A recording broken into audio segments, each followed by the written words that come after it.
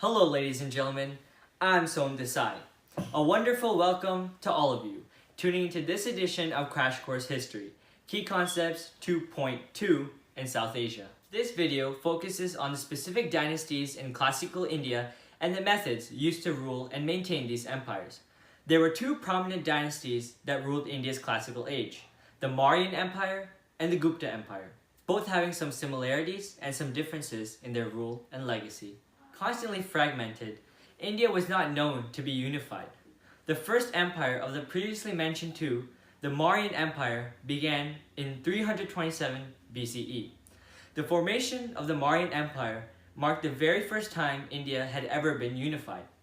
Under a central government, the entire region was ruled through a centralized bureaucracy, first ruled by Chandragupta Maurya. Chandragupta Maurya ruled his bureaucracy with harsh and unforgiving tactics, while also utilizing a system of imperial spies. So how was Chandragupta Maurya able to found the Mauryan Empire and gain control of the region? Well, Chandragupta Maurya was first an explorer. He took advantage of the power vacuum left by Alexander the Great's withdrawal from India and began taking control of smaller regions of the Indian territory, as they were politically unstable and gave little resistance. He progressed through the region, and by 300 BCE, he had gained control of a majority of the Indian subcontinent. As stated previously, Chandragupta ruled with intimidation tactics and a system of imperial spies. Kautilya was the royal advisor, credited for advising him of these tactics. He also created a political handbook known as the Arthar Shastra. Chandragupta, with the advice of Kautilya, then ruled his empire with tactics and policies such as tax collection, policies on trade, and waging war. Although Chandragupta seemed like an important prominent figure within the history of the Mauryan Empire, his grandson, Ashoka, was the most important ruler of the Mauryan dynasty. Similar to Hammurabi of Babylonia, back in ancient Mesopotamia, Ashoka created his own code of laws, which were known as the Edicts of Ashoka. These laws were inscribed onto public pillars that were distributed throughout the society, so that all could observe and follow his laws. The Edicts of Ashoka were similar to Hammurabi's laws, and with both a code of laws and a centralized government, Ashoka became a dominant and prominent ruler of the Mauryan dynasty. During his rule, the dynasty became more stable and cohesive, with all the citizens adhering to the laws and supporting Ashoka.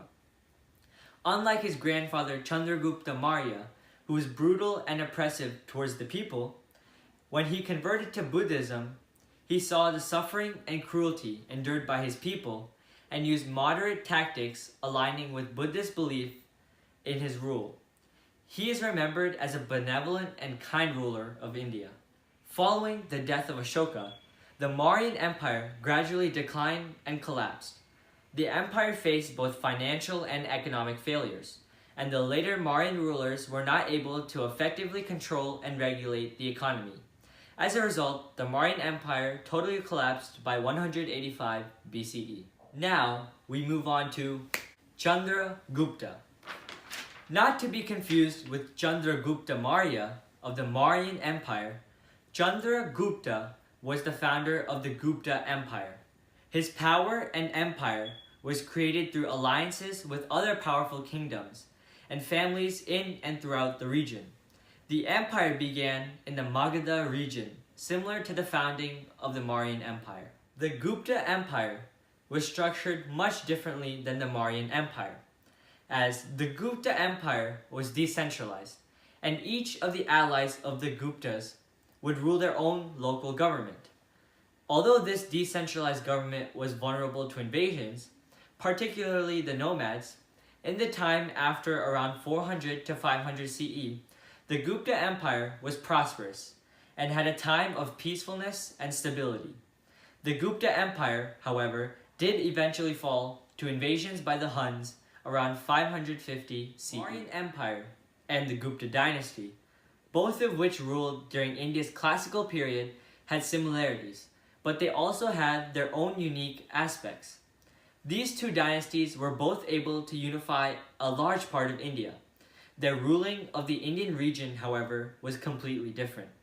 While the Mauryan Empire focused on a more centralized rule, with initially harsher policies, the Gupta Empire had a decentralized government and left many decisions up to the allies they met as they expanded their territories. As a result, the Gupta Empire was much less stable politically and socially than its predecessor, the Mauryan Empire. Ladies and gentlemen, that just about wraps up the information covering Key Concepts 2.2 for Southern Asia. Just a little quick overview. There were two dynasties during the classical age of India, the Mauryan dynasty and the Gupta dynasty. They were the only two dynasties that unified India in its majority.